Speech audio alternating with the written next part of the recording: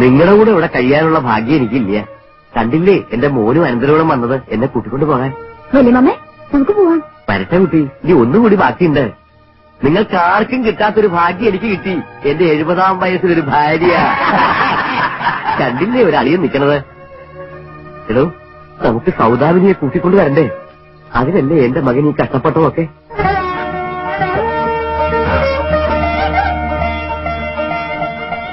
ചെയ്തുപോയ തെറ്റുകൾക്ക് പ്രായശ്ചിത്തം ചെയ്യണം. രാമനാഥ, നിന്റെ അമ്മയെ ഒരു മഹാറാണിയെ പോലെ പയ്യാരത്തേക്ക് കൂട്ടിക്കൊണ്ടുവരണം.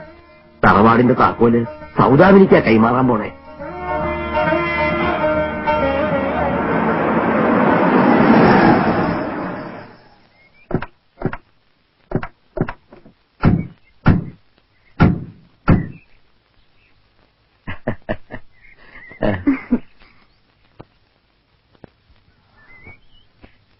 അമ്മേ,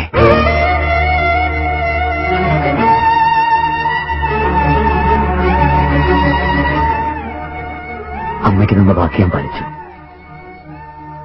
അച്ഛനെ ഞാനിതാ കൊണ്ടുവന്നിരിക്കുന്നു.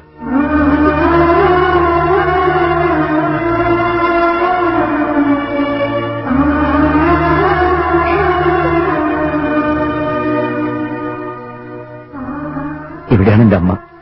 രാമനാഥ, അവസാന ശ്വാസത്തിലെ അമ്മ പറഞ്ഞത്, നീ അനാഥനല്ല, നിന്റെ അച്ഛൻ.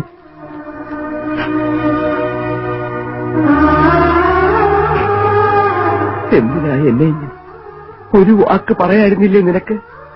ഞാൻ ചെയ്ത തെറ്റിന് ഇത്ര വലിയൊരു ശിക്ഷ. ഈ വൃദ്ധൻ തോറ്റുപോയി. സൗദാമിനി തോൽപ്പിച്ചു.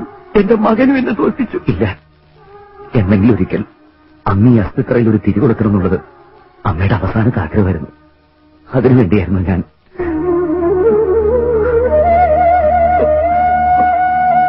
എന്താ ഇത് പത്മനാഭൻ നായരെ? കൊച്ചുകുട്ടികളെ പോലെ സൗദാമിനി എന്താ ധരിക്കുക? ഇങ്ങനെ കരയണത് അവൾക്ക് ഇഷ്ടമല്ല. ഒരിക്കലും വേദനിപ്പിക്കരുതാ പറഞ്ഞേക്കണേ. ചിരിച്ചോണ്ട് അവിടെ കൊളുത്തിക്കോ.